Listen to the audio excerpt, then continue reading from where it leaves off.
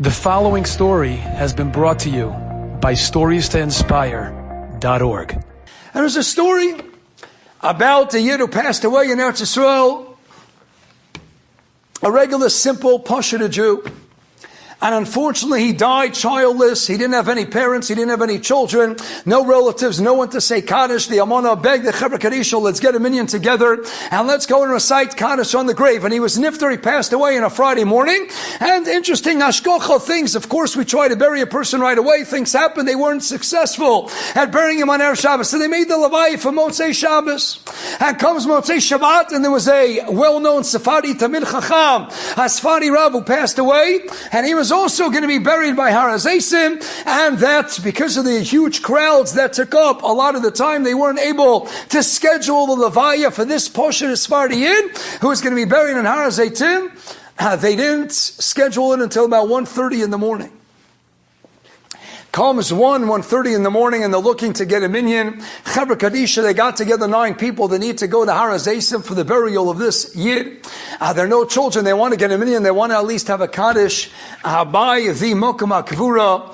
And the Chevra Kadisha van decides they're driving on their way, and they pass by a Beit Knesset, by a shul in Givat Shaul. And they walk into the shul, and there's a mechanech who is sitting. He's the only one in the entire Beis Medrash, the only one in the Beit Midrash, and he's sitting there learning, and he's preparing shir. And they tell him, look, we have a Meis Mitzvah, we need your help, we have to get a minyan, we want to say Kaddish. And he's there to prepare shir, but he says, you know what, he makes the cheshbon, okay, I'll take care of this, Har HaZeisim, they need me, if Hashem sent you to me, that's a simon, I got to go ahead and close my Gemara right now, and I have to go with the Chevra Kadisha, and I'm going to join them.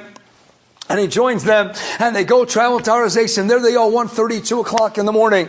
And they quickly, remember, it's not the safest place in the world, Har HaZeisim, especially 2 o'clock, and the pitch darkness of a Motzei Shabbos. And they finish the burial expeditiously, and then they're about to leave. And the wife, the young Amana, says, no, you have to do one thing. He had one request in his tzavah. And they said, what is it? What's the one request? And he said, my dear husband always asked that I want this song, the Pismon of Bar Yochai, that we all sing on Lag BaOmer. I want Bar Yochai to be sung by the Chevra Kadisha at my grave right after the burial. And they're looking around. Okay, you want Bar Yochai? But Geveret, what do you want us to do? We don't know Bar Yochai, right? You're talking about Chevra Kadisha, right? Of course they don't have smartphones, right? They got the Israeli, they have the kosher phones like you and me, right? You have to have a kosher phone. So he couldn't look it up at Bar Yochai. They didn't have it. I said, we don't have a Siddur. We don't have it. We don't know the Nusach of Bar Yochai. How are we going to sing Bar Yochai? But it's my husband's only request. And his tzavah, that's all he asked for. I want Bar Yochai. And this Yid that they picked up, the mechanech, a regular, ordinary mechanech. No mechanechim are ordinary. They're all spectacular. The Malam and Atzeva. And this mechanech, he reaches into his pocket and he pulls out of a suit pocket a piece of paper, and sure enough, it's Bar Yochai.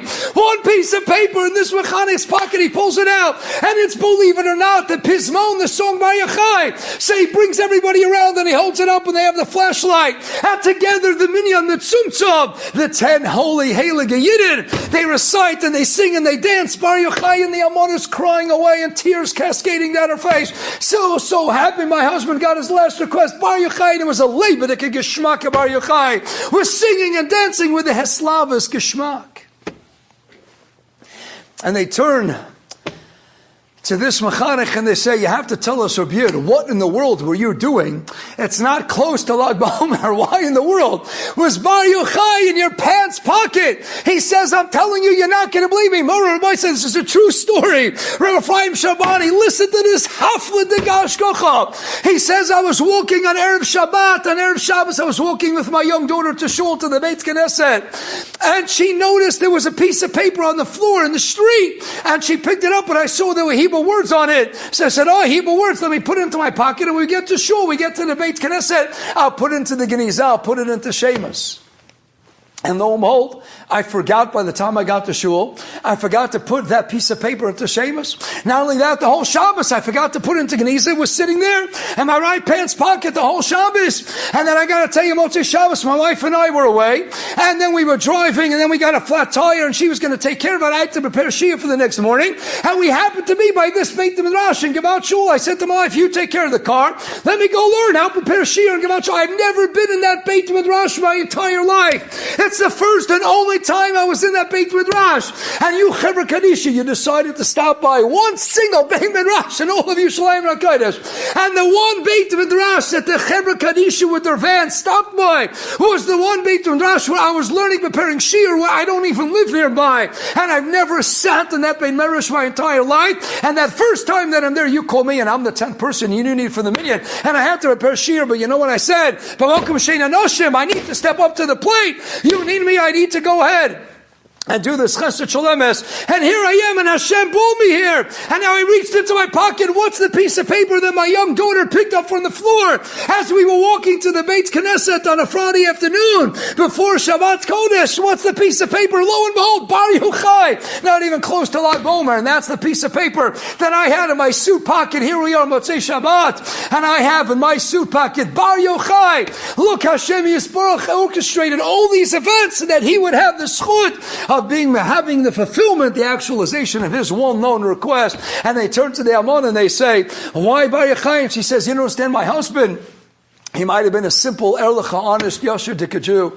But I want you to know, every Friday, every Shabbat Kodesh, he always sang Bar Yochai. It was his favorite niggin, his favorite pismon. And he sang it with such a smile, such a simcha, such a geschmack, such a simchat achayim. He loved Bar Yochai. He said, that's all I want. I want the niggin, the pismon of Bar Yochai sung in my grave. So look what Hashem Yisborach did. He had the Levaya pushed off from Friday to Motzei Shabbos. He had it pushed off to late Motzei Shabbos. The Chevra Kadisha goes and they get a mechanech whose car broke down, a flat tire, and he's in the Beis Midrash for the first time in his life, and his daughter on Friday picked up a piece of paper which happens to be Bar Yochai, and that's sitting in his pocket that he totally forgot about. Hashem put it together because Rabbi Sai, if you stand up to the plate and let Hashem run the world the way he needs to run the world, Rabbi Sai, Jews in Ukraine, how am I going to save them? How are you going to have to reach into your pockets? Take out the money that you have and give it to the Jews in Ukraine. Take out the time, take out the Mesirat Nefesh. Don't just be an anan, comfortable. Oh, let me just be nechbam and akelim. Let me just be mechus mayas. There's a time. Kol Beis Yisrael, Mora Rabbi say, you got to stand up and you got to be an eish. You got to be a fire. But malkum she'ein.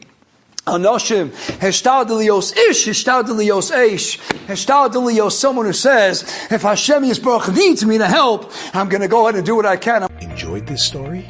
Come again. Bring a friend. StoriesToInspire.org